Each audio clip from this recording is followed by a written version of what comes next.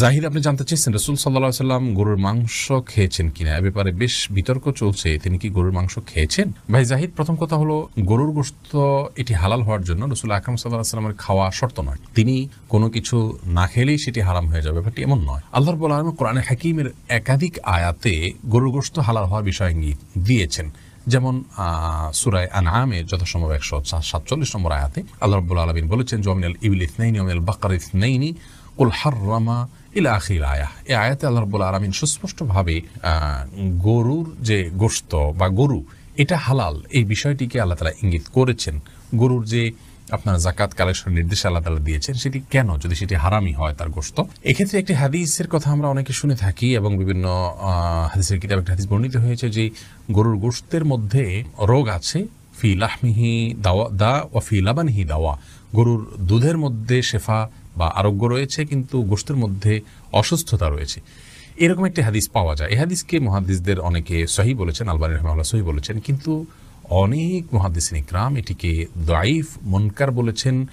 শেখ ইবনে উসাইমিন রাহিমাহুল্লাহকে এক প্রশ্ন করার তিনি এটাকে জাল বলেছেন, যে এটা মাকজুব, নবী করিম সাল্লাল্লাহু আলাইহি ওয়াসাল্লামের প্রতি এটা মিথ্যাচারের শামিল। কারণ হলো যে আল্লাহ রাব্বুল আলামিন যে পশুকে হালাল করেছেন আমাদের জন্য, কোরআনে কারিমে বিভিন্ন আয়াতে তার ইঙ্গিত পাওয়া যায়, এবং যাকাত যে নিতে বলা হয়েছে গরুর, সেটি গরুর তো এটা বাহন হিসেবে আল্লাহ তাআলা রাখেননি। অতএব এটি যদি খাওয়া হারাম হতো তাহলে আল্লাহ রাব্বুল আলামিন সেটিকে আমাদের জন্য যাকাত যোগ্য সম্পদের মধ্যে গণ্য করতেন না, এবং কোরআনে কারিমে আয়াতে সেই ইঙ্গিত আল্লাহ তাআলা দিতেন না। অতএব এখান থেকে বোঝা যায় যে একটা উপকারী অনুপকারী জিনিসকে আল্লাহ তাআলা আমাদের জন্য হারাম করতেন না। তো যাই হোক, গরুর গোশত খাওয়া হালাল, এতে পৃথিবীর কোনো আলেমের দ্বিমত আছে বলে আমাদের জানা নেই, সবাই একমত। হ্যাঁ, এই হাদিসকে যারা সহিহ বলেন সে সমস্ত উলামা ইকরাম আবার এটা ব্যাখ্যাও করেন যে আসলে এর মাধ্যমে নবী সাল্লাল্লাহু আলাইহি ওয়াসাল্লামের উদ্দেশ্য ছিল যে হিজাজ বা খুব বেশি গরমের এলাকায় গরুর গোশতটা মানুষের শরীরের সাথে খুব একটা যায় না, সেই জন্য সেখানের জন্য তিনি এটি বলেছেন।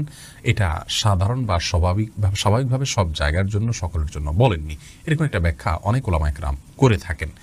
যাই হোক, এখন আসি মূল বিষয়, নবী সাল্লাল্লাহু আলাইহি ওয়াসাল্লাম গরুর গোশত খেয়েছেন কিনা। এই বিষয়ে সরাসরি উনি খেয়েছেন এরকম কোন রিওয়ায়াত আমার জানা নেই, তবে বুখারী মুসলিমের একটি বর্ণনা আছে, যে বর্ণনা থেকে বোঝা যায় নবী সাল্লাল্লাহু আলাইহি ওয়াসাল্লাম সুরার নামক একটি জায়গায় এসেছেন, সেখানে আসার পর সাহাবা ইকরামদেরকে গরু জবের নির্দেশ করেছেন। ফা আকালু মিনহা, হাদিসের ভাষ্য হলো অতঃপর তারা সেখান থেকে খেয়েছেন।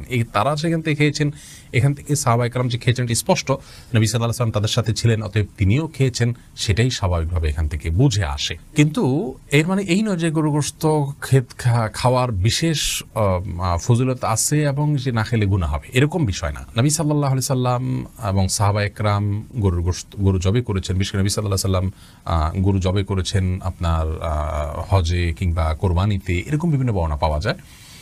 আমাদের ভারতে যে সমস্ত ভাইয়েরা বসবাস করছেন, আমি বিশেষ করে তাদেরকে বলবো, অনেকে আমাদেরকে দেখছেন ভারত থেকে, আমাদের অনেক দর্শকরা দেখে থাকেন এই অনুষ্ঠান, তাদেরকে আমরা বলবো যে আপনাদের এলাকাগুলোতে যেখানে গরুর গোশত খেতে গেলে, গরু জবে করলে, গোশত সংরক্ষণ করতে গেলে আপনারা জীবন হুমকির মধ্যে পড়ে যায়, এরকম পরিস্থিতিতে আপনারা গোশত খাওয়ার জন্য, গরু গোশত খাওয়ার জন্য কষ্ট করতে যাবেন না। অনেকে মনে করে গরু গোশত না খেলে বোধহয় পাক্কা মুসলমান হওয়া যায় না, এটা খুব অল্প সংখ্যক মানুষ মনে করেন। তো এটি আমাদের ভুল ধারণা। গরু গোশত খাওয়ার জন্য আপনার জীবনকে হুমকির মধ্যে ফেলে দেওয়া, এটা কোনো অবস্থাতে উচিত না। আপনাকে হালাল জিনিস খেতে যদি বাধা দেয় কেউ, জুলুম এবং আপনার প্রতি নিপীড়নমূলক আচরণ করে, তাহলে সেক্ষেত্রে আপনার জীবন রক্ষার জন্য, জীবন নিরাপত্তার জন্য আপনি এটি পরিহার করলে সেটি আপনার জন্য সম্পূর্ণ জায়েজ।